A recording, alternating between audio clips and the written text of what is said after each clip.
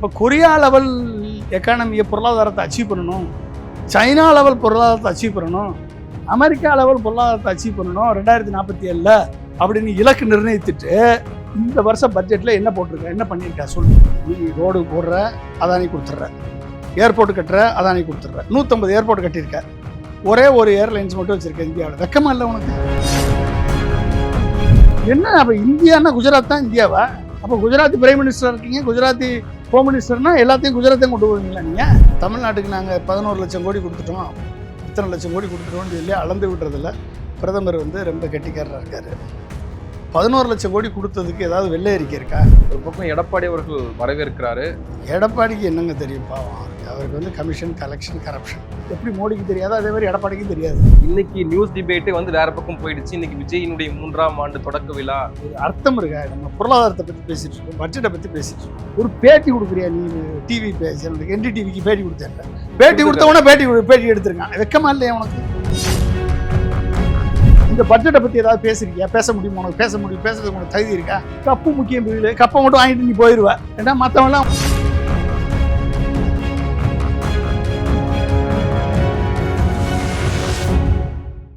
South beat நேயர்களுக்கு வணக்கம். இந்த நேர்காணலில் நாம் சந்திக்கப்போவர் முன்னாள் குடியரசுத் தலைவர் APJ அப்துல் கலாம் அவர்களின் அறிவியல் ஆலோசகர் டாக்டர் பொன்ராஜ் அவர்கள். வணக்கம் சார். வணக்கம். 2026-27 நிதியாண்டுக்கான ஒன்றிய அரசினுடைய பட்ஜெட் நேற்று தாக்கல் செய்யப்பட்டது. 9வது ஆண்டாக நிதியமைச்சராக நிர்மலா சீதாராமன் அதை தாக்கல் செய்தார். இதுல குறிப்பாக முதலமைச்சர் ஸ்டாலின் சொல்வது போல தமிழ்நாடு வஞ்சிக்கப்பட்டிருக்கு. தமிழ்நாட்டில் வரக்கூடிய 2026 இந்த தேர்தலில் பாஜக தோல்வி உறுதியாகிருக்கு. அதனால தான் இந்த திட்டங்களும் நிலுவைத் தொகைகளும், புதிய திட்டங்களும் வரல, நிலுவைத் தொகையும் இல்லை அப்படின்றத சுட்டி காட்டியிருக்காரு. எப்படி பார்க்குறீங்க? இது ஒரு பவர் பாயிண்ட் ப்ரெசன்டேஷன் மாதிரி கொடுத்துருக்காங்க அந்த அம்மா, ஃபினான்ஸ் மினிஸ்டர் நிர்மலா சீதாராமன். அதாவது தமிழ்நாட்டை பொறுத்த வரைக்கும் இது வாய்ப்பு தரும் பட்ஜெட்டாக இருக்கலாம், வாய்ப்பு தர்ற பட்ஜெட்டு. ஆனால் வாய்ப்பு மட்டும் போதாது, நடைமுறை தெளிவாக இருக்கணும்ல. என்ன ரேர் எர்த்து, செமிகண்டக்டரு, மருத்துவம், சுற்றுலா, இந்த துறையில் தமிழ்நாடு எப்பயுமே ரெடியாக தான் இருக்குது. ஆனால் அதுக்கு அதை செயல்படுத்துறதுக்கான முதலீடு எப்போ வரும்? முதலீடு வந்தால் வேலை வாய்ப்பு உருவாகும், அது எல்லாத்துக்கும் தெரியும். ஆனால் எப்போ வரும், எங்கே வரும், எப்படி வரும், அதுக்கு என்ன பிளானு, ஒரு தெளிவான டார்கெட் இல்லை. இப்போ குஜராத்துக்கு 40,000 கோடி செமிகண்டக்டர் மிஷனுக்கு 40,000 கோடி அலாட் பண்ணியிருக்காங்க. குஜராத்தில் தான் செமிகண்டக்டர் ஃபேப் எஸ்டாப்ளிஷ் பண்ணுறாங்க. அரௌண்ட் 90,000 கோடியில் Tata company is establishing semiconductor fab at Gujarat. அதுக்கு 40,000 கோடி டெஃபினிட்டிவாக அலாட் பண்ணியிருக்காங்க. தமிழ்நாட்டுக்கு எல்லாம் ஒரு பாலிசி பேப்பரில் இருக்குது. டெஃபினிட்டிவாக இவ்வளோ அலாட் பண்ணியிருக்கோம், இதுக்கு இப்படி பண்ணியிருக்கோன்றதுக்கு எந்த விதமான அத்தாட்சியும் இங்கே இல்லை, இந்த பட்ஜெட்டில் இல்லை. நீங்கள் பயோசிமிலர், பயோலாஜிக்ஸுக்கு கிட்டத்தட்ட 10,000 கோடி அலாட் பண்ணியிருக்காங்க.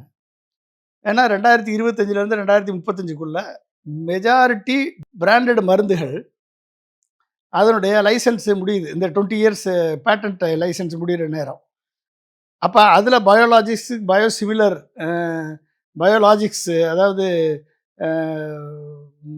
இது கிரானிக் டிசீசஸ், அதாவது கேன்சர், ஆட்டோ இம்யூன் டிசீசஸ், அப்புறம் ஓவர் ஏஜ் அதிகமாகிட்டே வருது மக்களுக்கு. அப்போ அதுக்கு உரிய டிசீசஸ்க்குரிய மருந்துகள்லாம் இன்றைக்கி ஜெனரிக்காக மாறப்போகுது. பேட்டன்ட் ட்ரக் டு ஜெனரிக் ட்ரக்காக மாறுது. அப்போ அதை மேனுஃபேக்சர் பண்ணுறதுக்கு மேனுஃபேக்சரிங் அஸ் எ மேஜர் ஃபோக்கஸாக பயோலாஜிக்ஸ் அண்ட் பயோசிமிலருக்கு 10,000 கோடி அலாட் பண்ணியிருக்காங்க சென்ட்ரல் கவர்மெண்ட்டு. இது ஒரு பெரிய லெவலில் கிட்டத்தட்ட 2030 $1 ட்ரில்லியன் மார்க்கெட் பொட்டன்ஷியலை இந்தியாவுக்கு ஓப்பன் பண்ணுது. ஒரு வரவேற்கத்தக்க ஒரு அம்சம். இது மத்திய பட்ஜெட்டில் ஒரு வரவேற்கத்தக்க அம்சம். ஆனால் மெஜாரிட்டி எங்கே போகுது அப்படின்னா குஜராத்தி கம்பெனிஸ் தான் போகுது. Semiconductor mission Gujarati, biologics, biosimilar Gujarati companies. ஏன்னா பிரதமரும் உள்துறை அமைச்சரும் குஜராத்திஸ். அப்போ ஒட்டுமொத்த டார்கெட்டுமே குஜராத்திக்குன்னா அப்புறம் இந்தியாவுக்கு என்னையா பண்ணுறீங்க? தமிழ்நாட்டுக்கு என்ன? தமிழ்நாட்டுக்கு வெறும் பேப்பரா தானே?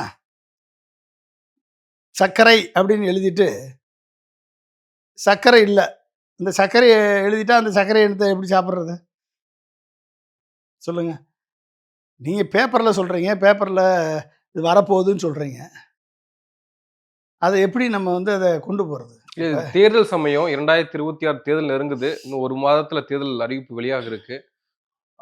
அந்த சூழல்ல தமிழ்நாட்டிற்கான ஒரு முக்கியத்துவம் குடுக்கிற போது தானே பாஜகவின் மீதான ஒரு அபிப்பிராயம் ஏற்படும். ஆனா முற்றிலுமாக மெட்ரோ திட்டங்கள்ல இருந்து நிலுவைத் தொகையாக இருக்கக்கூடிய கல்வி நிதி எல்லாத்தையுமே மறுத்திருக்காங்க இல்லையா? எல்லாமே ஒண்ணுமே சொல்லல. அப்படின்றப்போ நம்ம என்ன எடுத்துக்கிறது? எப்படி எடுத்துக்கிறது? அப்படின்ற ஒரு கேள்வி இருக்குல்ல.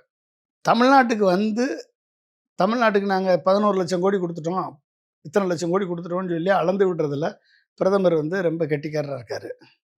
11,00,000 கோடி கொடுத்ததுக்கு ஏதாவது வெள்ளை அறிக்கை இருக்கா? நீங்கள் கொடுத்தது 5 வருஷத்தில் லாஸ்ட் 5 இயர்ஸில் 1.25 லட்சம் கோடி டேக்ஸ் டெவல்யூஷனில் கொடுத்துருக்கீங்க தமிழ்நாட்டுக்கு. உத்தரப்பிரதேசத்துக்கு 7,5 லட்சம் கோடி கொடுத்துருக்கீங்க. பீகாருக்கு 4,4 லட்சம் கோடி கொடுத்துருக்கீங்க. தமிழ்நாட்டுக்கு 1.25 லட்சம் கோடி கொடுத்துருக்கீங்க டேக்ஸ் டெவல்யூஷனில். மற்றபடி சென்ட்ரலி ஸ்பான்சர்டு ஸ்கீமு, கிராண்ட்டு இதெல்லாம் சேர்த்தா மொத்தம் ஒரு 6 லட்சம் கோடி வந்திருக்கும். சரியா? 11 லட்சம் கோடி கொடுத்துருக்கேன்னு சொல்கிறீங்களா? அதுக்கு எங்கே கணக்கு இருக்குது? பிரதமர் சொன்னார்ல, நீங்கள் ஒரு பேப்பரில் ஒரு 1 பேஜ் அட்வர்டைஸ்மெண்ட் போடுங்க. 11 லட்சம் கோடி நாங்கள் வந்து இன்ஃப்ராஸ்ட்ரக்சர் கொடுத்துருக்கோம், ரோடு கொடுத்துருக்கோம், ரயில்வே கொடுத்துருக்கோம். ரயில்வேக்கு வந்து ரூ. 1000 ஒதுக்கணும் கணக்கெல்லாம் தமிழ்நாட்டுக்கு ஒதுக்குனதெல்லாம் பார்த்துருப்பீங்க நீங்கள் ரயில்வே பட்ஜெட்டில். நீங்கள் வந்து இதுக்கெல்லாம் என்ன போர்ட்டுக்கு கொடுத்துருக்கோம், ஏர்போர்ட்டு கொடுத்துருக்கோம் அப்படின்னு நீங்கள் சொல்கிறீங்க. ஒசூர் ஏர்போர்ட்டு கொடுக்க மாட்டேன்ட்டீங்க. ஒசூர் ஏர்போர்ட்டு அப்ரூவல் தர மாட்டீங்க. ஓகே. மெட்ரோவுக்கு கோயம்புத்தூர், திருப்பூர் மெட்ரோவுக்கு அப்ரூவல் கிடையாது. டிபிஆர்னா என்ன? டிபிஆர் எப்படி ரிஜெக்ட் பண்ணுவ நீ? என்ன பிரச்சனைன்னு சொல்லு அதுக்கு. டிபிஆர் சரியில்லை அப்படின்னா இதுதான் சரியில்லை. How can you reject simply just like that? Madurai மெட்ரோவுக்கு என்ன கொடுத்துருக்கீங்க? செகண்டு மெட்ரோ 2 அப்படி என்டையர் பட்ஜெட்டை வந்து தமிழ்நாடு கவர்மெண்ட்டு பேர் பண்ணியிருக்கு. பணம் கேட்குறாங்க, தமிழ்நாடு முதலமைச்சர் எழுதி கேட்குறாரு. நீங்கள் அலாட்டே எப்போ பண்ணுவீங்க? சமக்ரா சிக்ஷா அபியான் நிதி 3,500 கோடி. நீ வந்து தொடர்ந்து உங்கள் தர்மேந்திர பிரதான் வருஷம் இதே சோழியா இருக்கு. NEP 2020 நாங்கள் அமல்படுத்தினா தான் தருவோன்றீங்க. ஓகே. நான் இதில் தான் வரேன் இந்த பட்ஜெட்டில். நீ வந்து சொல்கிறது ஒன்று, செய்கிறது ஒன்று. ஓகே. அப்போ விஷன் 2047ல் இந்தியா ஒரு வளர்ந்த நாடாக மாறணும், மேனுஃபேக்சரிங் ஹப்பாக மாறணும், எக்கனாமி ஹை இன்கம் எக்கனாமியாக மாறணும். இதெல்லாம் உங்களுடைய விஷன். ஜிஎஸ்டி வரி பகிர்வுல 50% இருக்கணும்ன்றாங்க. தமிழ்நாடு அந்த கோரிக்கை முன் வச்சுட்டே இருக்காங்க. ஆனா இந்த டைம் அந்த அறிவிப்புல வந்து 41% தான் மாநிலங்களுக்கு கொடுக்க போறோம். அதில் எந்த விதமான மாற்றம் இல்லையே. 41% தான். நம்மளுக்கு 4% தானே கொடுக்குறான். நம்மளுக்கு 4% தானே. உத்தரப்பிரதேசத்துக்கு 10%ல கொடுக்குறான். அப்போ நீங்கள் வந்து வளர்ச்சி அடைந்த மாநிலங்களை தண்டிக்கிறீங்க. வளருகின்ற மாநிலங்களுக்கு நாங்கள் ஹையாக கொடுக்குறோம்னு சொல்லிட்டு அந்த மாநிலங்கள் வந்து எந்த வகையிலையுமே வந்து இண்டஸ்ட்ரியில், எஜுகேஷனில், இன்ஃப்ராஸ்ட்ரக்சரில், ஹியூமன் கேபிட்டலில் எந்த வளர்ச்சியும் அடையலை. பணத்தை கொண்டு அங்கே போடுறீங்க இன்ஃப்ராஸ்ட்ரக்சர் அப்படின்னு. உங்களுடைய பாலிசி டைக்காட்டமி இங்கே நிலவுது. இதை முதல்ல பிரைம் மினிஸ்டரும் ஃபினான்ஸ் மினிஸ்டரும் உணர்ந்திருக்காங்களான்னு தெரியல. நீங்கள் எக்கனாமிக் சர்வேயில் ஒரு ரிப்போர்ட் கொடுக்குறீங்க. எக்கனாமிக் சர்வேயில் வந்து MSME செக்டாருக்கு வந்து வீக்காக இருக்குது. 6 கோடி பேர் ரிஜிஸ்டர் பண்ண MSME செக்டார், 150 மில்லியன் பீப்புளுக்கு வேலை தரக்கூடிய MSME செக்டார், இதுக்கு வந்து இதாக இருக்குன்றீங்க. உங்கள் பட்ஜெட்டில் ஒரு ரெஃப்ளெக்ஷனுமே இல்லையே. அதில் வேலைவாய்ப்பு கம்மியாக இருக்குன்றீங்க. உங்கள் பட்ஜெட்டில் ஒரு வேலைவாய்ப்பை கிரியேட் பண்ணக்கூடிய எந்த ஆப்ஷனுமே இல்லையே. கார்ப்பரேட் பட்ஜெட்டாவில் இருக்குது. தமிழ்நாட்டுக்கு நாங்கள் இதெல்லாம் பண்ணுறோம். தமிழ்நாடு இன்ஃப்ராஸ்ட்ரக்சரில் ரெடியாக இருக்குது, ரேர் எர்த் மினரல் ரெடியாக இருக்குது, செமிகண்டக்டர் லாஜிஸ்டிக் செயினில் ரெடியாக இருக்குது, எல்லாத்துலையும் ரெடியாக இருக்கும். நீங்கள் தயாரா? வாய்ப்பு கொடுக்குறோன்னு சொல்கிறாங்க, உத்தரவாதம் கிடையாது. என்ன வாய்ப்பு கொடுக்குறீங்க? இன்னொன்று தமிழ்நாடு திட்டங்களை அப்படியே இப்போ ட்ரக்கிங் ஆல்ரெடி வந்து தமிழ்நாடு ட்ரக்கிங்னே தனியா ஒரு நடத்திட்டு இருக்காங்க. எல்லா மலைகளுக்கும் ட்ரக்கிங் போறது, அது ஊக்குவிக்கிறதெல்லாம் பண்றாங்க.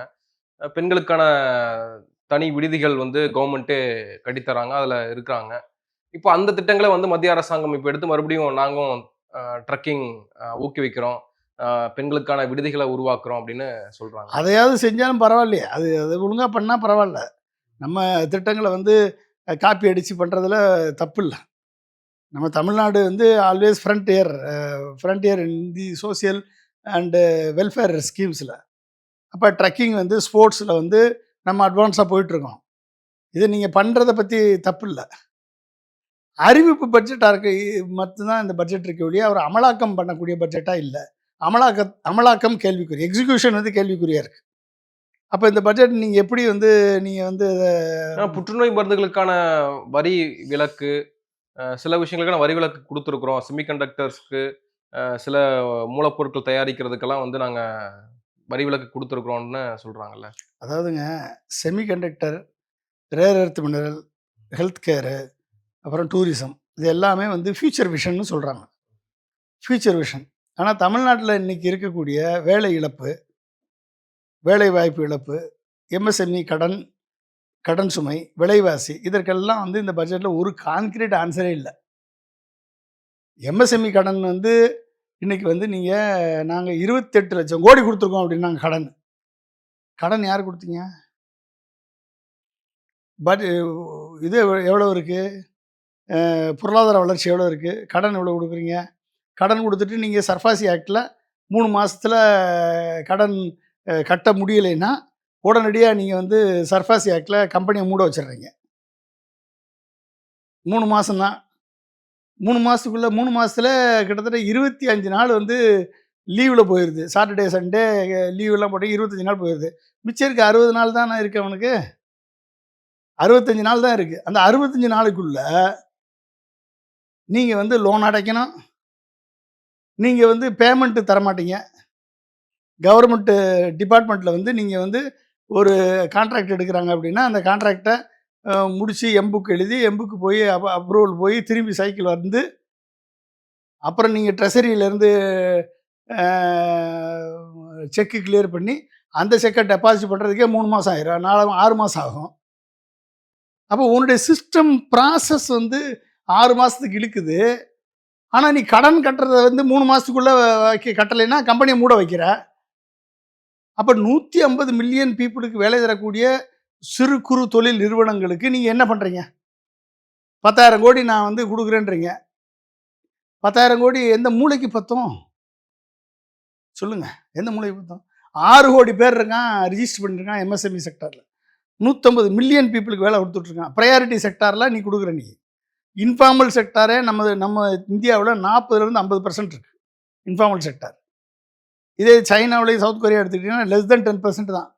Informal sector. ஃபார்மல் செக்டார் எல்லாமே ஃபார்மல் செக்டார். அப்ப இன்ஃபார்மல் செக்டார் 40லிருந்து 50% வச்சுக்கிட்டு, அந்த இன்ஃபார்மல் செக்டார அப்படியே நெக்லெக்ட் பண்ணிட்டு, நீ எந்த வளர்ச்சி அடைய முடியும்? அதானே குரோத் என்ஜின். எம்எஸ்எம்இ தானே குரோத் என்ஜின். அந்த குரோத் என்ஜினுக்கு எந்த சப்போர்ட்டும் இல்லைன்னா, பாதி பேர் வந்து ப்ரொப்ரைட்டரி கம்பெனி வச்சிருப்பான், எல்எல்பி கம்பெனி வச்சிருப்பான், பார்ட்னர்ஷிப் கம்பெனி வச்சிருப்பான். அவனுக்கு ஈக்விட்டி எங்க போரும்?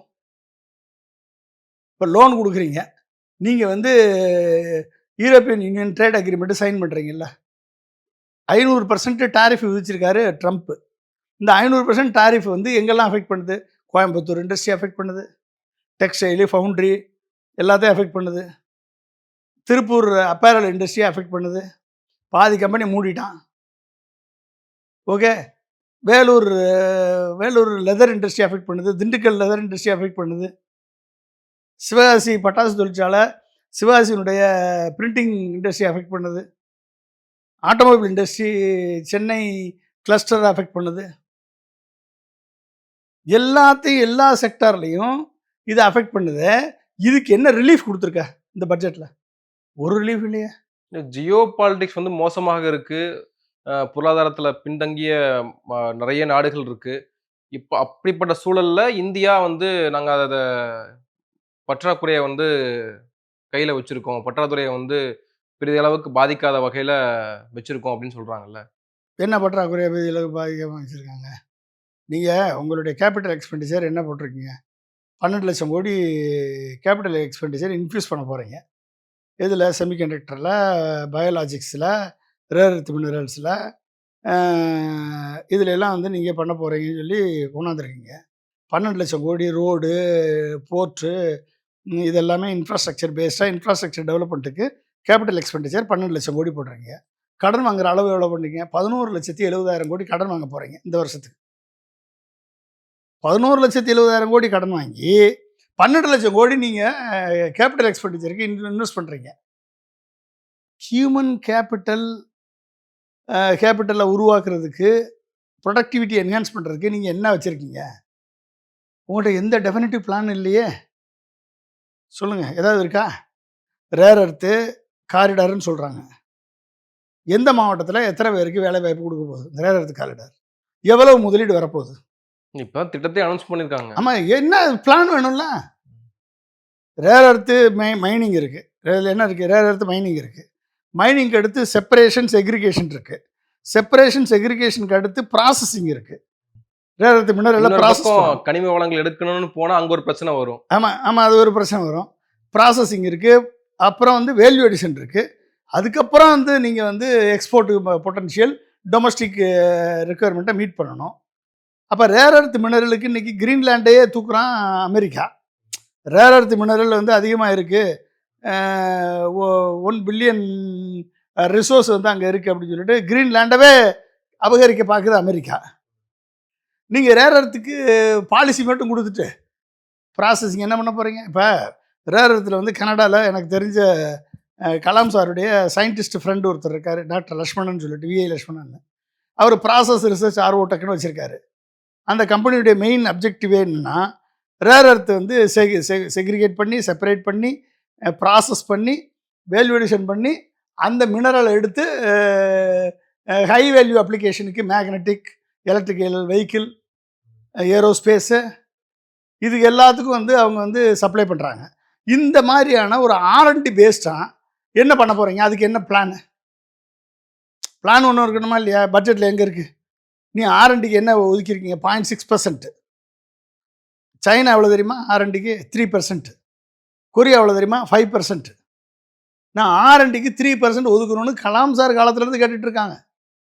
20 வருஷமாக கேட்டுட்ருக்கோம். 3% R&Dக்கு அலாட் பண்ணுங்க, அப்போ தான் நம்ம வந்து அட்வான்ஸாக போக முடியும். எதுவுமே R&Dயே நீ பண்ணாமல் வெறும் பட்ஜெட் அனௌன்ஸ்மெண்ட் பண்ணால் என்னங்க அர்த்தம்? இவன் பட்ஜெட்டில் என்ன இருக்குது? ஒரு பக்கம் எடப்பாடி அவர்கள் வரவேற்கிறாரு. ஆனால் அதே கூட்டணியில் இருக்கக்கூடிய அன்புமணி அவர்களும், டிடிவி அவர்களும் இதில் ஏமாற்றம் அளிக்கக்கூடிய பட்ஜெட்டாக இருக்கிறது அப்படின்னு விமர்சனம் பண்ணுறாங்க. எப்படி எடுத்துக்கிறது இதை? எடப்பாடிக்கு என்னங்க தெரியும்? பாவம் அவருக்கு வந்து கமிஷன், கலெக்ஷன், கரப்ஷன், ப்ராஜெக்ட், திட்டங்கள், இதுதான் தெரியுமே ஒழிய பாலிசினா என்னன்னு தெரியுமா? பாலிசியை பற்றி தெரியுமா? பாலிசியை வந்து திட்டமாக மாற்றுறதுக்கு ஐடியா தெரியுமா? பட்ஜெட்டு கொடுத்தா அந்த பட்ஜெட்டை எப்படி செலவழிக்கிறதுன்னு தெரியும், அதில் எப்படி கரப்ஷன் அடிக்கிறதுன்னு தெரியும் அவருக்கு. அதானே தெரியும். 11 மருத்துவக் கல்லூரி கட்டினா 11 மருத்துவக் கல்லூரி கட்டுறதுல எவ்வளோ கரப்ஷன் அடிக்கலாம், இதுதானே அவர் தெரிஞ்சிருக்காரு. 11 மருத்துவக் கல்லூரி கொண்டாந்துருக்கேன்னாரு, எத்தனை கரப்ஷன் அடிச்சிருக்காரு? எத்தனை மருத்துவக் கல்லூரி கட்டும் போதே இடிஞ்சு விழுந்துச்சு தெரியுமா இல்லையா உங்களுக்கு? பார்த்தீங்களா இல்லையா? இந்த இன்ஃப்ராஸ்ட்ரக்சர் எவ்வளோ நாளைக்கு தாங்கும்னு தெரியாது. இந்த மருத்துவக் கல்லூரிகள் 11 மருத்துவக் கல்லூரி கட்டியிருக்காங்க. இந்த கட்டின மருத்துவக் கல்லூரிகள்லாம் எவ்வளோ நாளைக்கு தாங்கும்னு தெரியாது. அதுக்குள்ளே எக்யூப்மெண்ட்ஸ் ஒழுங்காக இருக்கா? மெடிக்கல் எக்யூப்மெண்ட்ஸ் இருக்கா? அந்த 11 மருத்துவக் கல்லூரிகளுக்கு போதுமான டாக்டர்ஸ் இருக்காங்களா? போதுமான எக்ஸ்பர்ட்ஸ் இருக்காங்களா? சொல்லுங்கள் பார்ப்போம். கிரிட்டிக்கல் கேர் அப்படின்னா இன்னமும் மதுரைக்கு தான் போக வேண்டியது இருக்குது. விருதுநர் ஹாஸ்பிட்டல் வந்து மருத்துவக் கல்லூரி வந்துருச்சு. ஆனால் இன்னமும் கிரிட்டிக்கல் கேர் அவசரம்னா உடனே மதுரைக்கு அனுப்பிடுறாங்க. அப்போ என்ன எம்பவர் பண்ணியிருக்கீங்க? கட்டடம் கட்டினா போதுமா? 11 மருத்துவக் கல்லூரி கட்டணம் கட்டினா போதுமா? அப்போ எடப்பாடியை பொறுத்த வரைக்கும் அவருக்கு என்னது? கமிஷன், கலெக்ஷன், கரப்ஷன், இதுதான் அவருக்கு தெரியும். அவருக்கு பாலிசினா தெரியாது, விஷன்னா தெரியாது, தொலைநோக்கு பார்வைன்னா தெரியாது, கெப்பாசிட்டி பில்டிங்னா தெரியாது, ஹியூமன் கேபிட்டல் ஃபார்மேஷன்னா என்னன்னு தெரியாது. எப்படி மோடிக்கு தெரியாதோ அதே மாதிரி எடப்பாடிக்கும் தெரியாது. அட்லீஸ்ட் வந்து அன்புமணியும் டிடிவி தினகரனும் ஏதோ கொஞ்சம் சரியில்லைன்றதை சொல்லியிருக்காங்க. ஏதோ உணர்வு சொல்லியிருக்கும் போல தெரியுது, ஏதோ சொல்லியிருக்காங்க. ஸோ அப்போ என்ன அர்த்தம் அப்படின்னா, ஒரு விஷன் சொல்கிறது 2047 விஷன். விஷன் மட்டும் போதுமா? அதுக்கு என்ன கிளாரிட்டி என்ன? கமிட்மெண்ட் என்ன? காம்பன்சேஷன் என்ன? பட்ஜெட் என்ன? அந்த விஷன அச்சீவ் பண்றதுக்கு என்ன ஃபவுண்டேஷன் போட்டிருக்கீங்க? வேணுமா இல்லையா? அது ஏதாவது இந்த பட்ஜெட்ல இருக்கா? 0. அப்புறம் எப்படி இந்த பட்ஜெட்ட வந்து நீங்க வந்து ஒரு எக்ஸிக்யூட்டபிள் பட்ஜெட்ன்னு சொல்ல முடியும்? விஷன சொல்லிட்டு போனா போதுமா? ஜிஎஸ்டி பாக்கி, ஷேர் பாக்கின்னா, மத்திய வரி வசூல் பாக்கின்னா, தமிழ்நாடு அதிகம் குடுக்கும். ஆனா வாங்குறது கம்மி. ஸோ நம்ம எவ்வளவு ஜிஎஸ்டி கான்ட்ரிபியூஷன் குடுக்குறோம்? ஜிடிபி குரோத் என்ன? பேசுறதெல்லாம் அப்சல்யூட் நம்பர்ல பேசுறாங்க. இந்த வலதுசாரி குரூப் எல்லாம். நீ பெர்சன்டேஜ் ஆஃப் ஜிடிபில என்ன பண்ணியிருக்க? அப்படின்னு பார்த்தா ஒண்ணும் இல்ல. Not even meeting the requirements. அப்ப நீங்க எப்படி இத வந்து ஒரு வளர்ச்சிக்கான பட்ஜெட் அப்படின்னு எப்படி சொல்ல முடியும்? இப்ப நீங்க ஒரு வேற இல்ல ஒவ்வொன்லயும் நம்ம வந்து பார்க்குறப்ப, என்னென்ன இருக்குன்றத நான் கொஞ்சம் ஜஸ்ட் அனலைஸ் பண்ணுவோம். ஃபர்ஸ்ட்டு நம்ம வந்து இவங்க சொல்லியிருக்கிறத வந்து குயிக்கா ஒரு வீல் கோ த்ரூ தட். அப்ப பார்க்குறப்ப, நீ என்ன பண்ணியிருக்காங்க அப்படின்னா, நீங்க வந்து இப்ப ஒரு micro economics and fiscal a infrastructure பத்தி பார்த்தீங்கன்னா, அ ஃபினான்சியல் இயர் 27ல ஜிடிபில 4.3% வந்து ஃபிஸ்கல் கன்சாலிடேஷன். 4.3% ஜிடிபில நிதி பற்றாக்குறைய வந்து லிமிட் பண்ணுவோம்னு சொல்லியிருக்காங்க. 2027ல 4க்குள்ள வரணும். 4.3%ல பண்றேன்னு சொல்லியிருக்காங்க. சரி. 2025, 26ல 99% வந்து கேபாக்ஸ் யுட்டிலைசேஷன் வந்து அது அது மேம்பட்டிருக்கு அப்படின்றாங்க. அப்ப என்ன அர்த்தம்? 99% கேப்பிட்டல் எக்ஸ்பெண்டிச்சரு எதுக்கு யூஸ் பண்ணியிருக்காங்க? ரோடு, பாலம், போர்ட்டு, ஷிப்யார்டு இது கட்டுறதுக்கு யூஸ் பண்ணியிருக்காங்க. சரியா? இப்ப வந்து கடன் வந்து ஜிடிபியினுடைய கடன் வந்து 55% இருக்கு. டெப்ட் டு ஜிடிபி ரேஷியோ வந்து 55%ல நாங்க வந்து ஃபிக்ஸ் பண்ணுவோம்னு சொல்றாங்க. ஆக்சுவலா 40% கீழ இருக்கணும். 55% இருக்கு. இந்த வருஷம் 11,70,000 கோடி கடன் வாங்க போறாங்க. ஓகே. அப்ப இன்னமும் வந்து அந்த கடன் சுமையில தான் இந்தியா தத்தளிச்சுக்கிட்டு இருக்கு. இத்தனை ஜிஎஸ்டி குடுத்தும், வருஷத்துக்கு மாசத்துக்கு 1,50,000 கோடிக்கு மேல ஜிஎஸ்டி வரி வசூல் பண்ணியும், நீங்க வந்து இன்னமும் 11,00,000 கோடி கடன் வாங்கி எதுல போடுறீங்க? கேப்பிட்டல் எக்ஸ்பெண்டிச்சருக்கு போடுறீங்க. சரி, இந்த கேப்பிட்டல் எக்ஸ்பெண்டிச்சருக்கு போடுறது ஒரு நிலையான எக்கானமிய, ஒரு சஸ்டெய்னபிள் எக்கானமிய உருவாக்குமா? ஒரு ஹை இன்கம் எக்கானமிய உருவாக்குமா? ஒரு மேனுஃபேக்சரிங் ஹப்பா மாத்துமா? அப்படின்னா, அதுக்கு ஆன்ஸரே கிடையாது. எப்படி மாத்தும்? அப்ப 2000 விக்சித் பாரத் நான் 2047ல டெவலப்டு இந்தியாவா ஆயிருவேன்னு சொல்றாரு மோடி. சரி, அதுக்காவது அடிப்படை என்ன பண்ணியிருக்காங்க? அப்படின்னு பார்க்கணுமா இல்லையா? அப்ப அதுக்கு அடிப்படை இல்ல. அது நான் கடைசியில வரேன் நானு. இப்ப இன்வெஸ்ட்மென்ட் பேஸ்டு குரோத் அப்படின்னு பார்த்தீங்கன்னா, 12.2 லட்சம் கோடி கேபிட்டல் எக்ஸ்பெண்டிச்சர். கன்சியூமர் பாப்புலேஷன் இல்லாம இன்வெஸ்ட்மென்ட் பேஸ்டு குரோத்ல வந்து இந்தியாவ கொண்டு போகுது. Okay, fine. இன்வெஸ்ட்மெண்ட்டா கட்டமைப்புக்கு என்ன பண்றாங்க? Infrastructure development, logistics, manufacturing sector, அப்புறம் வந்து கிரவுடிங் எஃபெக்ட், அதாவது பிரைவேட் இன்வெஸ்ட்மெண்ட்டு, இதுல எல்லாம் வந்து ஒரு வலுவான தாக்கத்த உருவாக்குது. Okay, fine. சரி, ஃபிஸ்கல் மார்க்கெட்டு, ஃபினான்சியல் மார்க்கெட்டு இத வந்து எவ்வளோ தூரத்துக்கு கொண்டாடுறாங்க அப்படின்னு பார்த்தா, கார்ப்பரேட்டு பத்திர சந்தை சீர்திருத்தம் கொண்டாடுறாங்க. இப்போ மார்க்கெட் மேக்கர் ஃப்ரேம் ஒர்க்குன்னு சொல்றாங்க அதுக்கு. Market maker frame work, TRS, பெரிய வெளியீட்டு ஊக்கங்கள் இதெல்லாம் வந்து குடுக்குறான். வங்கி இல்லாத நிதி ஆதாரங்களை வெளிப்படுத்தி பப்ளிக் செக்டார் யூனிட் வங்கிகளின் அழுத்தத்தை குறைக்குது அப்படின்னு சொல்றாங்க. ஓகே. இதுல என்ன குறைபாடு அப்படின்னா, 11.7 லட்சம் 11.7 லட்சம் கோடி கடன் வந்து வாங்குறதுனால நீண்ட கால வட்டி விகிதங்கள் உயரும். அதுக்கு எவ்வளவு வட்டி? நீண்ட காலமா வட்டி கட்டிக்கிட்டே இருக்கணும் நம்ம அதுக்கு. இன்னைக்கு 200 லட்சம் 250 லட்சம் கோடி கடன் வாங்கி வச்சிருக்கீங்க. இதுக்கு வட்டி யார் கட்டுறது? அப்ப நீங்க கட்டுற ஜிஎஸ்டி எல்லாம் வட்டிக்கு போகுது. நீ கட்டுற ஜிஎஸ்டி எல்லாம் வட்டிக்கு போகுது. நீ கேபிட்டல் எக்ஸ்பெண்டிச்சர் உருவாக்குறது அத்தனையுமே வந்து கடன் வாங்கி தான் உருவாக்குறீங்க. அப்ப நீங்க வட்டியும் கடனுக்கும் வாங்கிட்டு நம்ம கட்டுற வரி பணம் ஃபுல்லா அதுக்கு போயிருச்சு அப்படின்னா, நீ எப்படி வந்து ஒரு கேபிட்டல் ஃபார்மேஷன் நடக்கும் இங்கே? அப்போ நிதி சுருக்கம், கட்டமைப்பு, வரி விரிவாக்கத்தை விட வளர்ச்சி நம்பிக்கையின் மீது அதிகமாக சார்ந்திருக்கு. சரியா?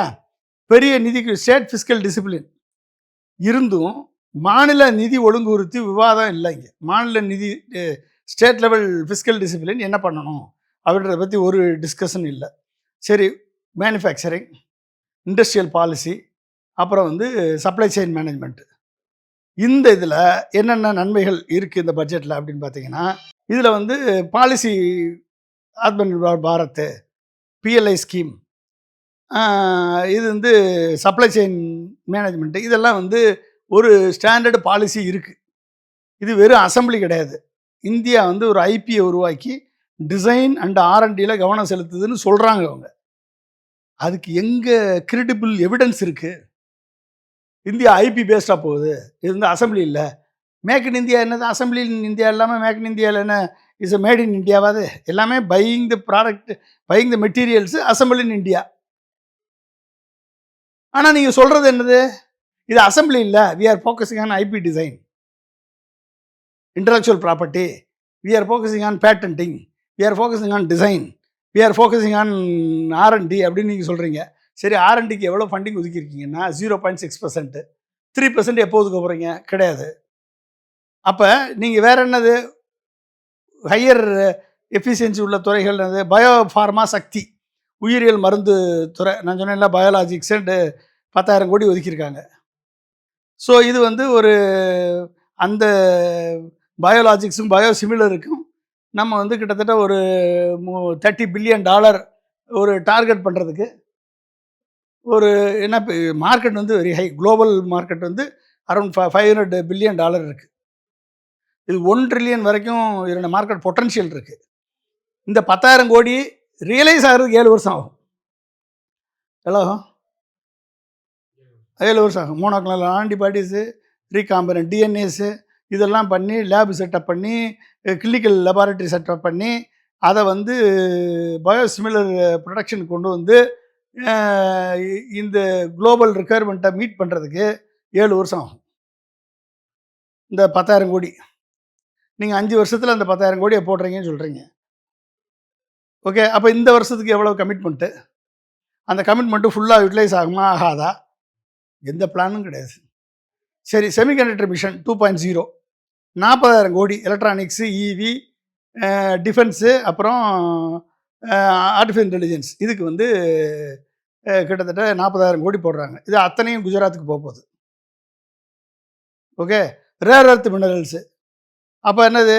Strategic response to Chinese dominance இந்த rare earth mineral supply chain, அதுதான் வந்து இவிக்கு, டிஃபென்ஸுக்கு, மேக்னட்டிசத்துக்கு, எலக்ட்ரானிக்ஸுக்கு, எலக்ட்ரிக்கல் வெஹிக்கிளுக்கு அத்தனைக்குமே சப்ளை செயின் மேனேஜ்மெண்ட் அதுதான் வருது. இப்போ சைனா தான் அதில் வந்து அட்வான்ஸாக இருக்குது. இப்போ அமெரிக்கா வந்து கிரீன்லேண்டை பிடிச்சி நான் வருவேன்னு சொல்லிட்டு இருக்கான். நம்ம இந்தியாவில் எக்ஸ்ப்ளோர் பண்ணிகிட்ருக்கோம். இப்போ 4 ஸ்டேட்டை பிளான் பண்ணியிருக்காங்க. தமிழ்நாடு, ஒடிசா, கேரளா, கர்நாடகா, ஆந்திரா, இந்த 4 ஸ்டேட்டுக்கு வந்து ரேர் எர்த் மினரலுக்கு நாங்கள் வந்து காரிடாரை உருவாக்க போகிறோம்னு சொல்கிறாங்க. சரி, காரிடாரை உருவாக்க போகிறதுக்கு என்ன பண்ண போகிறாங்கன்னு தெரியலன்னா, அப்புறம் கண்டெய்னர் மேனுஃபேக்சரிங், அப்புறம் ஷிப் பில்டிங், ரிப்பேர், இப்போ லாஜிஸ்டிக்ஸ் செலவை குறைச்சி வர்த்தக ட்ரேடை வந்து லாஜிஸ்டிக்ஸ் குறைச்சி ட்ரேடை வந்து என்ஷூர் பண்ணுறதுக்கான வேலை பண்ணுறாங்க. இப்போ இதில் வந்து ரசாயன பொருள்கள், மூலதனங்கள், அடுத்து வந்து கெமிக்கல், இதில் வந்து ஒழுங்குமுறை சிக்கல், சுற்றுச்சூழல் அபாயங்களை வந்து இதை வந்து எப்படி குறைக்க போகிறாங்கன்னு தெரியல. உயர் தொழில்நுட்ப கருவி அறைகள், துல்லிய உற்பத்தி மற்றும் வந்து எம்எஸ்எம்இ உற்பத்தி திறனை உயர்த்தும்னு சொல்லிட்டாங்க. எம்எஸ்எம்இ உற்பத்தி திறனை எப்படி உயர்த்த போகுது? இது என்ன அபாயம் இருக்குது? இதில் என்ன குறைபாடுகள் இருக்குதுன்னு நீங்கள் பார்த்தீங்கன்னா, செயல்படுத்தல் அபாயம் இருக்குது. பல புதிய நிறுவனங்கள், பூங்காக்கள், காரிடார்கள், இதுக்கு தேவையான நிலம், அனுமதி, ஒருங்கிணைப்பில் வந்து இந்தியாவுக்கு வரலாற்று சவால் இருக்குது. உங்களுக்கு நிலம் எடுக்கிறதுல, கையகப்படுத்துறதுல, அனுமதி வாங்குறதுல, இதை ஒருங்கிணைச்சு கொண்டாடுறதில்ல, எப்போ பண்ண போகிறாங்க அப்படின்னு தெரியாது. அப்போ இதனுடைய அவுட்புட் எப்படி வரும்? அதே மாதிரி பயோஃபார்மா வெற்றி வந்து நிதியை மட்டுமல்ல, ஒழுங்குமுறை வேகம், கிளினிக்கல் சோதனை, கிளினிக்கல் ட்ரையல்ஸ், ரிஃபார்ம்ஸு, அப்புறம் உலக ஐபி, அது உலக வேர்ல்டு லெவல் ஐபியை நம்ம எப்படி ஏற்றுக்கிற போகிறோம், இதெல்லாம் பேஸ் பண்ணி தான் அதனுடைய வெற்றி இருக்குது. ஸோ இதை ஒழுங்காக பண்ணுவாங்களா அப்படின்றதுக்கு ஒரு மிகப்பெரிய சேலஞ்ச். செமிகண்டக்டர் சூழல் வந்து இன்னும் பாதிப்புக்கு உட்பட்டதாக இருக்குது. குறிப்பாக மேம்படுத்தப்பட்ட ஃபேப் ஈல்டு, அதாவது அட்வான்ஸ்டு ஃபேப் ஈல்டு நோஹோ, இதில் ஒரு சேலஞ்ச் இருக்குது. நிலையான மின்சாரம் நீர் வசதி கொடுக்க போகிறாங்களான்னு தெரியல. அப்போ இதில் ஒரே கான்சன்ட்ரேஷன் ஆன் ஃபேபுக்கு போகிறப்ப உலகளாவிய அளவில் செக்டோரல் ஓவர் கான்சன்ட்ரேஷன், அதில் ஒரு ரிஸ்க் இருக்குது. இந்த செக்டாரில் அதிகமான கான்சன்ட்ரேஷன் பண்ணும்போது அதில் ஒரு ரிஸ்க் இருக்குது. உலகளாவிய குளோபல் டிமாண்ட் வந்து டிமாண்ட் சைக்கிள் வீக்கன் ஆச்சுன்னா, குளோபல் டிமாண்ட் சைக்கிள் வீக்கன் ஆயிடுச்சு அப்படின்னா உலகளாவிய தேவையினுடைய தேவை குறைஞ்சிச்சுன்னா நம்ம ஓவர் கான்சன்ட்ரேஷனில் ஃபெயிலியர் ஆயிரும். இப்போ அதை வந்து எப்படி இவங்க மேனேஜ் பண்ண போகிறாங்கன்றது தெரியல. எம்எஸ்எம்இ இப்போ 10,000 கோடி எம்எஸ்எம்இ க்ரோத் ஃபண்டுன்னு சொல்கிறாங்க, மைக்ரோ நிறுவனங்களுக்கு ஒதுக்கீடு. அப்போ என்ன அர்த்தம்னா, மைக்ரோ நிறுவனங்கள்னா private limited company, equity company. அப்போ என்னாச்சு, ஸ்மால் அண்டு மைக்ரோ நிறுவனங்கள், மீடியம் கம்பெனியெல்லாம் அங்கே அவுட்டு. அவங்களுக்கு வந்து கடனுக்கு மேலே ஈக்விட்டி இடைவெளியும் எது தீக்குன்னு சொல்கிறாங்க. ப்ரைவேட் லிமிட்டடை தவிர நீங்கள் பாதி கம்பெனி பார்ட்னர்ஷிப் கம்பெனி, ப்ரொப்ரைட்டரி கம்பெனியாக இருக்குது, அங்கங்கே ஈக்விட்டி இருக்குது. அவன்லாம் என்ன பண்ணுறது? அப்புறம் ஜிசிடிஎம்எஸ்சி அண்டு ட்ரெட்ஸ் பில் தள்ளுபடி பணப்பள சிக்கலை குறைக்கும். கரெக்டு தான். எத்தனை கம்பெனி ட்ரெட்ஸில் வந்து ரிஜிஸ்டர் பண்ணியிருக்காங்க? எம்எஸ்எம்இக்கு வந்து உடனடியாக பணம் கிடைக்கிது அப்படின்னா அதுலேயும் டிஸ்கவுண்ட் ஃபேக்டரில் ப்ராப்ளம் இருக்குது. உடனே டிஸ்கவுண்ட் பண்ணி உடனே கொடுக்குறதுக்கு அந்த சைக்கிள் ஒழுங்காக ஒர்க் பண்ணுதான்னு தெரியல, பார்க்கணும் அதை. சரி, வேலைவாய்ப்பு உருவாக்கம் இருக்குது அப்படின்னா உற்பத்தி துறையில், லாஜிஸ்டிக்ஸ் துறையில், துணி ஏற்றுமதியில், விளையாட்டு உபகரணங்களில், மூலதன பொருள்கள், வேலைவாய்ப்பு அதிகம் தரும் துறைகள் இருக்குது. Tier 2 Tier 3 சிட்டிஸில் வேலைவாய்ப்பு பரவலாகும் அப்படின்னு சொல்கிறாங்க. இதில் என்ன குறைபாடு அபாயங்கள்னு போட்டால், கடன் கிடைப்பது மட்டும் இல்லை, கடன் கிடைப்பது மட்டும் போட்டித்திறன் இல்லை. போட்டித்திறன் இல்லைன்னா கடன் கிடைப்பது மட்டும் போதுமா? கடன் கிடைச்சா மட்டும் போதுமா? காம்படிட்டிவ்னஸை பில்டு பண்ணணும். அதுக்கு என்ன இருக்குது? வலுவான, அதாவது எம்எஸ்எம்இ தொழில்நுட்ப மேம்பாட்டுக்கு எந்த விதமான சப்போர்ட் இல்லை. எம்எஸ்எம்இக்கு டெக்னாலஜி அப்கிரேடேஷனுக்கு எந்த சப்போர்ட் இல்லை. ஏற்றுமதி தயார் நிலையில் பிரச்சனை இருக்குது. கிளஸ்டர் அடிப்படையிலாம் திறன் பயிற்சி இல்லை. இங்கே இந்த கிளஸ்டருக்கு இந்த மாதிரி ஸ்கில் டெவலப்மெண்ட், ஸ்கில் அப்கிரேடேஷனுக்கு பயிற்சி இல்லை. அப்போ கிராமப்புற எம்எஸ்எம்இக்கள் இணைக்கப்படாவிட்டால் ஈக்விட்டி ஆதரவு நகரமயமாக வாய்ப்பு இருக்குது. இப்போ கிராமப்புறத்தில் இருக்கக்கூடிய எம்எஸ்எம்இலாம் இணைக்கப்படலைன்னா ஈக்விட்டி வந்து எங்கே போகும்? நகர்ப்புறத்தில் இருக்கக்கூடிய மீடியம் கம்பெனிஸுக்கு தான் போகும். அப்போ ஈக்விட்டி சப்போர்ட் ரிமைன் அர்பன் ஸ்கியூடாக இருக்கும் வழிய கிராமப்புறத்துக்கு வாய்ப்பு இல்லாமல் போகும். அப்போ இது ஒரு பிரச்சனை இருக்குது. சரி, கட்டமைப்பு, இன்ஃப்ராஸ்ட்ரக்சரு, லாஜிஸ்டிக்ஸு, அப்புறம் ரீஜனல் க்ரோத்துன்னு பார்த்துட்டிங்கன்னா அடுத்த லெவலில் இது புதிய சரக்கு காரிடார்கள், தேசிய நீர்வழிச்சாலைகள், கடற்கரை சரக்கு திட்டம், இதனால் செலவு குறைப்புன்னு சொல்கிறாங்க பட்ஜெட்டில். வாரணாசி, பாட்னா உலக கப்பல் பழுது மையங்களை கிழக்கு இந்தியா வளர்ச்சிக்காக, நார்த் ஈஸ்ட் வளர்ச்சிக்காக, ஈஸ்டர்ன் இந்தியாவுக்கு வளர்ச்சிக்காக சொல்கிறாங்க அவங்க. 7 அதிவேக ரயில் பாதைகள், இது வந்து பொருளாதார ஒருங்கிணைப்பு உருவாக்குன்றாங்க. ஓகே, நகர பிராந்திய சமநிலை நடக்குமா அப்படின்னா 5 லட்சத்துக்கு அதிகமுள்ள மக்கள் தொகை உள்ள நகரங்கள், கோயில் நகரங்கள் மீது கவனம், சுற்றுலா மற்றும் நகர பொருளாதாரம். கோயில் நகரங்கள்லாம் என்னது? உத்தரப்பிரதேசத்தில் மெஜாரிட்டி எல்லாமே கோயில் நகரங்கள் எல்லாம் வந்து டெம்பிள் எக்கானமியாக மாற்றுறாங்கன்றாங்க. அதனால தான் இங்கே வந்து நாங்கள் வந்து இந்து சமய அறநிலையத்துறையை எடுக்கணும், அதை வந்து ஹெச்ராஜிட்ட கொடுங்கன்னு சொல்லிட்டு இருக்காங்கல்ல. அது மாதிரி ஒவ்வொரு சிஆருக்கும் 5000 கோடி வளர்ச்சி மையமற்ற முறையில் பரவ உதவின்னு சொல்கிறான். அப்போ எப்படி இது போய் நிற்கும்? இதில் என்னென்ன அபாயம் இருக்குதுன்னு பார்த்தீங்க அப்படின்னா, அதிவேக ரயில், நீர்வழிகள், அதிக செலவு, நீண்ட கால நிறைவேற்றம்.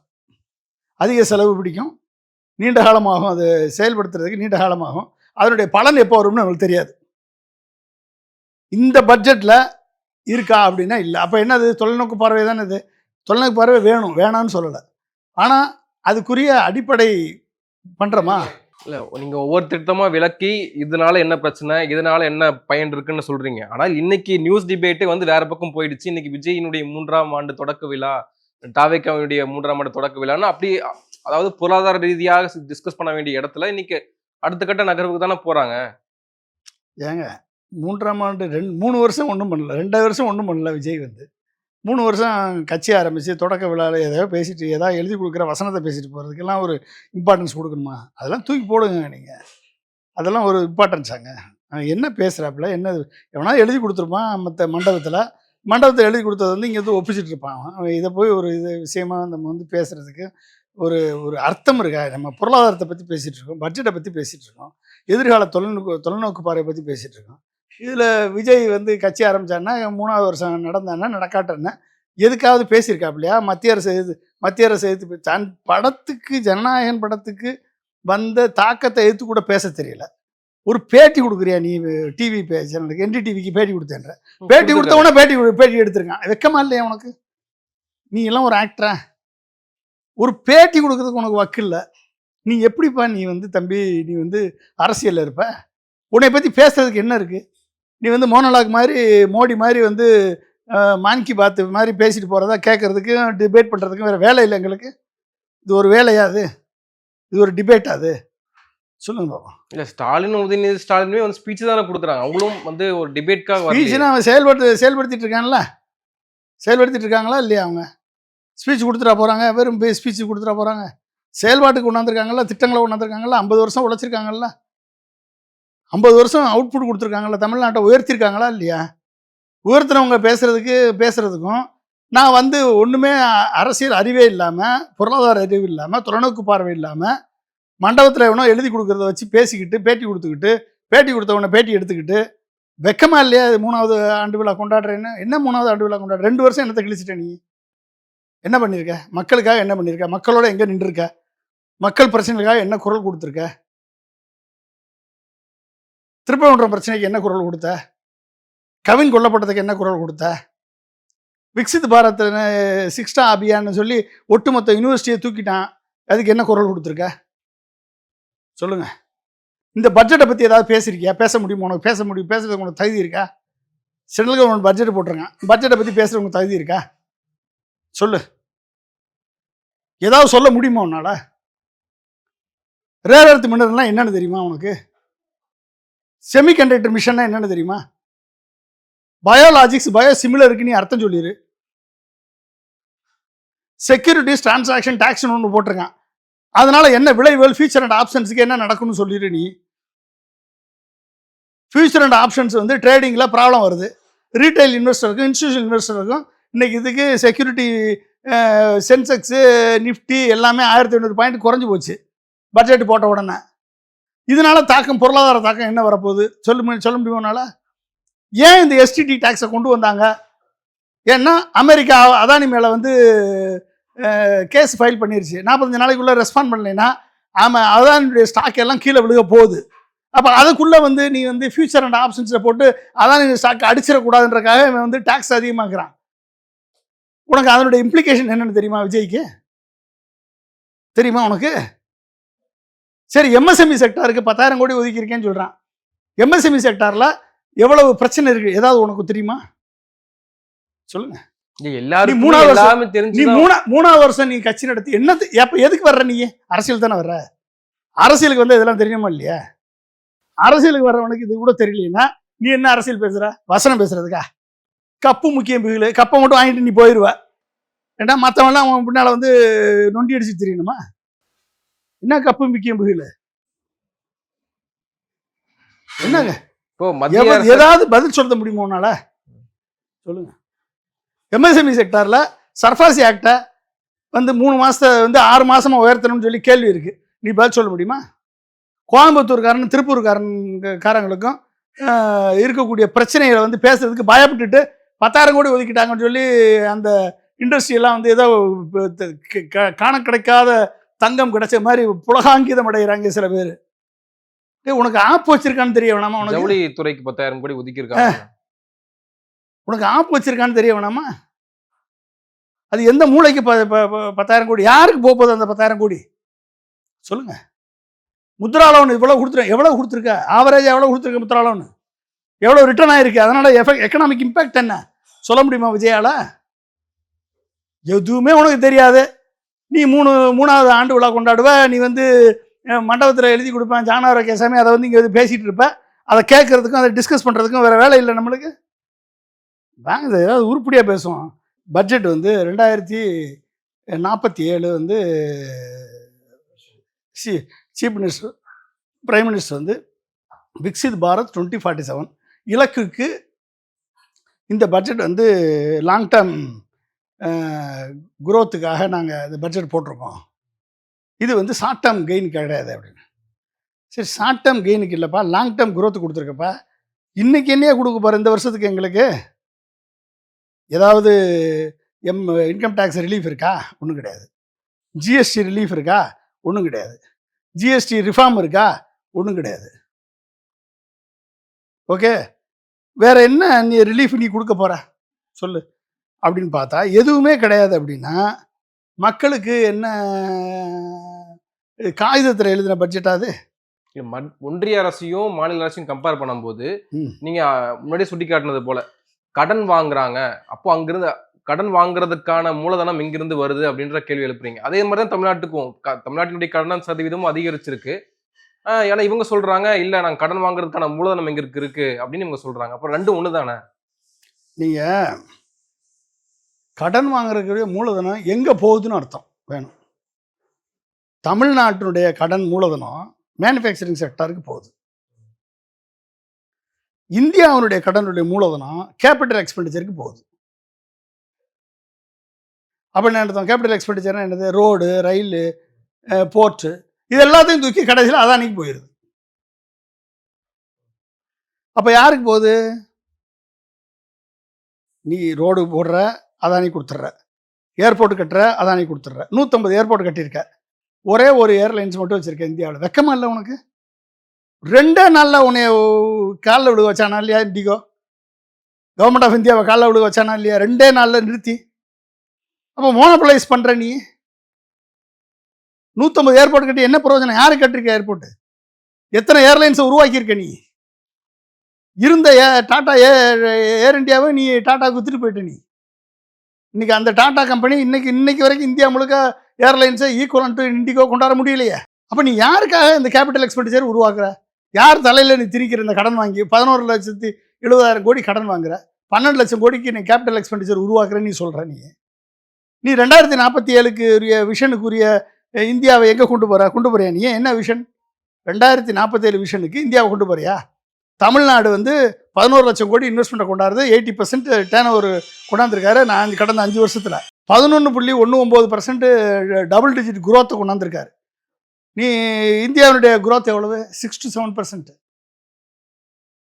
டபுள் டிஜிட் குரோத் கொண்டாந்துருக்கியா? ஜிடிபி டெப்ட் டு ஜிடிபி ரேஷியோ 28% அளவில் வச்சுருக்காரு ஸ்டாலின்.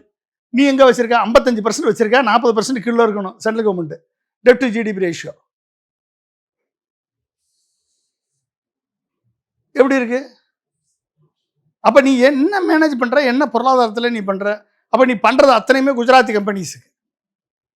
செமிகண்டக்டரா குஜராத், பயோசிமிலரா பயோலாஜிஸ்டிக்ஸா குஜராத், ஏர்போர்ட்டா ரயில்வேயா குஜராத். என்ன அப்போ இந்தியான்னா குஜராத் தான் இந்தியாவா? மற்ற இந்த மாநிலம் கிடையாதா? சொல்லு. அப்போ குஜராத்தி பிரைம் மினிஸ்டர் இருக்கீங்க, குஜராத்தி ஹோம் மினிஸ்டர்னா எல்லாத்தையும் குஜராத்தையும் கொண்டு போவீங்களா நீங்கள்? அந்த கேள்விக்கு பதில் இருக்கா இல்லையா? சரி, 2047 விஷன் 2043 வச்சுருக்கீங்க. என்ன கோலு? உங்கள் கோல் என்ன? ஹை இன்கம் எக்கானமி ஒன்று. 2வது global manufacturing and innovation hub 2வது. 3வது இன்க்ளூசிவ் ஹை குவாலிட்டி எம்ப்ளாய்மெண்ட் கொடுக்க போகிறோம். 4வது டெக்னாலஜிக்கல் லீடர்ஷிப். இந்த 4ஐயும் அச்சீவ் பண்ணுறதுக்கு 2047 அச்சீவ் பண்ணுறதுக்கு இந்த வருஷம் பட்ஜெட்டில் என்ன போட்டிருக்க? என்ன பண்ணியிருக்கா சொல்லு. என்ன இருக்கு? ஒரு புண்ணாக்கு இல்லை. சரி, என்ன கேப்பு? ஸ்ட்ரக்சரல் கேப் என்ன இருக்குது அப்படின்னு நீங்கள் பார்த்தீங்கன்னா, India is trying to reach Korea level economy but with India level education and R&D spending. அப்போ கொரியா லெவல் எக்கானமியை பொருளாதாரத்தை அச்சீவ் பண்ணணும், சைனா லெவல் பொருளாதாரத்தை அச்சீவ் பண்ணணும், அமெரிக்கா லெவல் பொருளாதாரத்தை அச்சீவ் பண்ணணும் 2047. அப்படின்னு இலக்கு நிர்ணயித்துட்டு உன் எஜுகேஷன் செக்டாரை வந்து நீ ஒன்றும் இல்லாமல் வச்சுருக்கப்பா. ஆர்என்டிக்கு நீ வந்து ஸ்பெண்டிங் ரொம்ப பூவராக ஒன்றுமே இல்லாமல் கொடுக்குற. உன் ஆர்என்டி ஸ்பெண்டிங் 0.6%. அப்போ நீ எப்படி நீ வந்து இதை மேனேஜ் பண்ணுவ? அந்த கேள்விக்கு பதில் இருக்கா? சரி, நான் கேட்குறேன். நான் வேற ஒன்றும் இல்லை. கொரியா, சைனா மட்டும் எடுத்துக்கோங்க. அமெரிக்கா கூட விட்டுருங்க. கொரியாவையும் சைனா எடுத்துக்கோங்க, இந்தியாவை எடுத்துக்கோங்க, கம்பேர் பண்ணுவோம். ஓகே, எஜுகேஷன் ஸ்பெண்ட் எவ்வளவு ஜிடிபியில் அப்படின்னு பார்த்தா இந்தியா வந்து 2.8%, சைனா 4% ஜிடிபியில், சவுத் கொரியா 5%. நீ 2.8% போட்டுட்டு உன் நேஷனல் எஜுகேஷன் பாலிசி 2020 என்ன சொல்லியிருக்க? 6% ஜிடிபியை வந்து நான் வந்து அலாட் பண்ணுவேன்னு NEP 2020 சொல்லியிருக்கேன். நீ அதை பண்ணியிருக்கியா? ஆனால் என்ன பண்ணுற? NEP 2020 ஃபாலோ பண்ணலைன்னா 3 வருஷம் நான் இம்ப்ளிமெண்டேஷன் பண்ணிகிட்டு இருக்கேன்.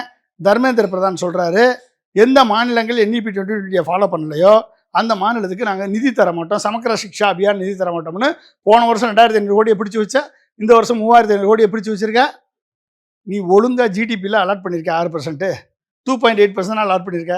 அப்போ நீ உன்ன கமிட்மெண்ட் எங்கே இருக்குது? விஷன் 2047 கமிட்மெண்ட் எங்கே இருக்குது? அடிப்படையே நீ சரியில்லையா, அப்புறம் எப்படி கமிட்மெண்ட் வரும்? இந்த பட்ஜெட் ஒண்ணுமே இல்ல. அப்போ இந்த பட்ஜெட் ஒண்ணுமே இல்ல. ஒண்ணுமே இல்ல. எஜுகேஷன் மாடல் என்ன மாடல் டிசைன்? நம்ம மாடல் எப்படி இருக்குது தெரியுமா? எஜுகேஷன் மாடல் சைனா வந்து அப்ளைடு அண்ட் ஸ்டேட் டைரக்டட். ஒரு ஸ்டேட்டு, இந்த ஸ்டேட்டு ஃபர்னிச்சர் ஸ்டேட்டு, இந்த ஸ்டேட் வந்து மேனுஃபேக்சரிங் ஸ்டேட்டு, இந்த ஸ்டேட் வந்து மெஷின் டூல் ஸ்டேட்டு, இந்த ஸ்டேட் வந்து சிப்பு, இந்த ஸ்டேட் செமிகண்டக்டரு, இந்த ஸ்டேட் எலக்ட்ரிக்கல் வெஹிக்கிள் அப்படின்னு state orient budget, state orient education system, state orient skill development system, state orient ஒவ்வொரு ஸ்டேட்டும் ஒவ்வொரு ஸ்கில் டெவலப்மெண்ட், ஒவ்வொரு எக்கனாமிக்கல் குரோத் மாடலு, ஒவ்வொரு எஜுகேஷன் இண்டஸ்ட்ரி லிங்கேஜ். இது சைனா பண்ணுறான்.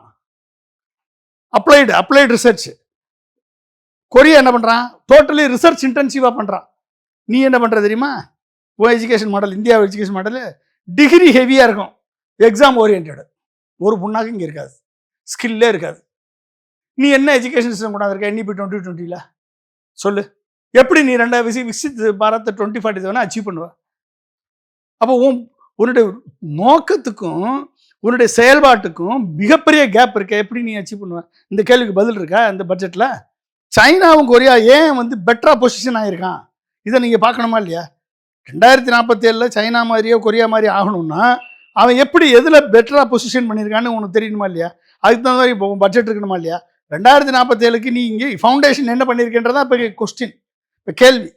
அப்போ சைனா வந்து uses artificial intelligence for enhanced manufacturing enhance பண்ணுறதுக்கு ஏஐ யூஸ் பண்ணுறான்.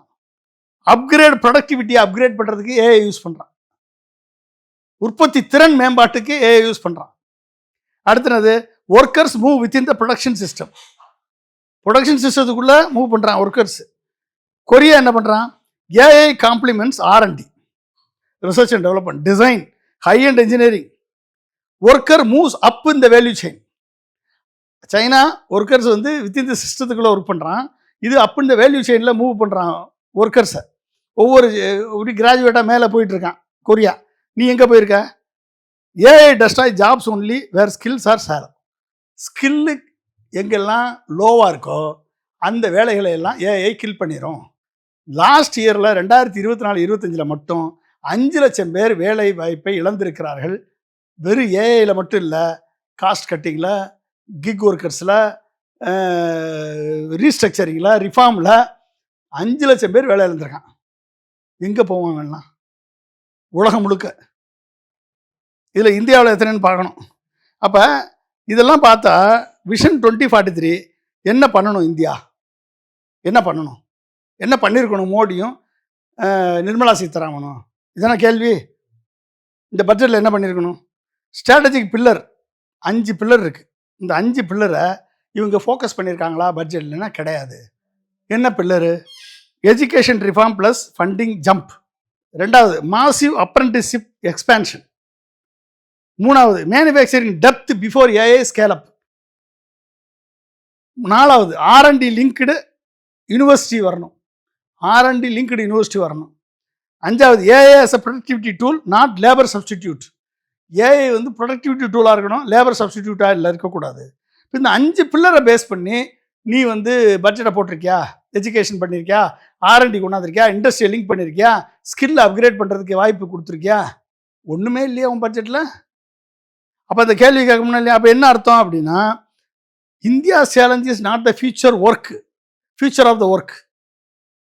ஃபியூச்சர் ஆஃப் த ஒர்க் வந்து இந்தியாவுடைய சேலஞ்ச் இல்லை, but the future of its work force.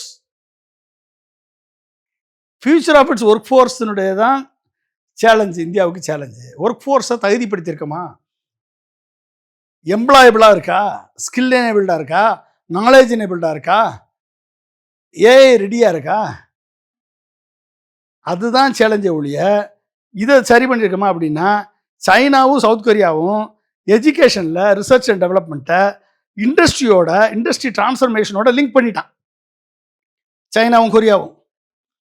Okay, without sufficient production absorption.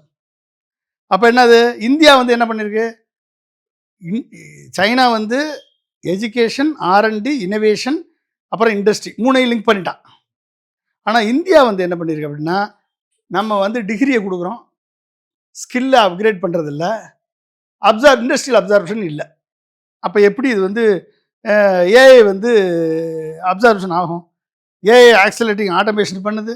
அப்போ விஷன் 2047 என்னது, எ டிசிசிவ் ஷிஃப்ட் ஃப்ரம், இங்கே தான் புரியணும். விஷன் 2047 வந்து எப்படி இருக்கணும் அப்படின்னா, a decisive shift from infrastructure led growth, கட்டமைப்பு சார்ந்த வளர்ச்சியை தாண்டி ஹியூமன் கேபிட்டல் ட்ரிவன் ப்ரொடக்டிவிட்டியாக மாற்றணும். ஹியூமன் கேபிட்டல் ட்ரிவன் ப்ரொடக்டிவிட்டியாக மாற்றணும் அப்படின்றது மனித வள மேம்பாட்டு உற்பத்தி திறனை அதிகரிக்கக்கூடிய தன்மையுள்ளதாக மாற்றணும். அதுக்கு என்ன நீ போட்டிருக்க, R&Dயில் உனக்கு இன்வெஸ்ட்மெண்ட் கிடையாது, NEPயில் 6% அலாட்மெண்ட் கிடையாது, இண்டஸ்ட்ரி அகாடமி லிங்க் இல்லை, ஏஐ அப்சார்ப்ஷனுக்கு engineering colleges, arts and science colleges, AI அடாப்ஷனுக்கு, டீப் டெக்னாலஜி அடாப்ஷனுக்கு உன் இண்டஸ்ட்ரி தயாராக இல்லை. NEP 2020 மொத்தமாக வந்து காவியமயமாக்கிறதுக்கு நீ பயன்படுத்திக்கிட்டு இருக்க. NEP 2020 வச்சுக்கிட்டு மதவாதத்தை உள்ள திணிக்கிற, NEP 2020 வச்சுட்டு குலக்கல்வியை உள்ள திணிக்கிற, இந்தியாவை பேக்வேர்டில் கொண்டு போய்கிட்டு இருக்க. நீ எப்படி 2047 வந்து நீ வளர்ச்சி அடைந்த இந்தியா உருவாக்குவ? அந்த கேள்விக்கு பதில் இருக்கா? இதுதான் இங்கே தான். அப்போ என்ன அர்த்தம் அப்படின்னா, இப்படி இதில் குறைஞ்சோம்னா, அதாவது ஹியூமன் கேபிட்டல் ட்ரிவன் ப்ரொடக்டிவிட்டியை மிஸ் பண்ணிவிட்டு வெறும் இன்ஃப்ராஸ்ட்ரக்சர் லெட் க்ரோத்துக்கு கொண்டு போய் 12 லட்சம் கோடி வாங்கி 12 லட்சம் கோடி இன்ஃப்ராஸ்ட்ரக்சருக்கு போட்டு ரோடு கட்டுறேன், பாலம் கட்டுறேன், ஷிப்பு கட்டுறேன்னு சொல்லி அத்தனையும் கட்டி அதானி கொடுத்துவிட்டு ஹியூமன் கேபிட்டலில் லூஸில் விட்டுட்டு இருந்தேன்னா, டெமோக்ராட்டிக் அட்வான்டேஜ் வந்து டெமோக்ராட்டிக் லயபிலிட்டியாக மாறிடும். டெமோக்ராட்டிக் லயபிலிட்டியாக மாறும். இதை புரிஞ்சுக்கணும்.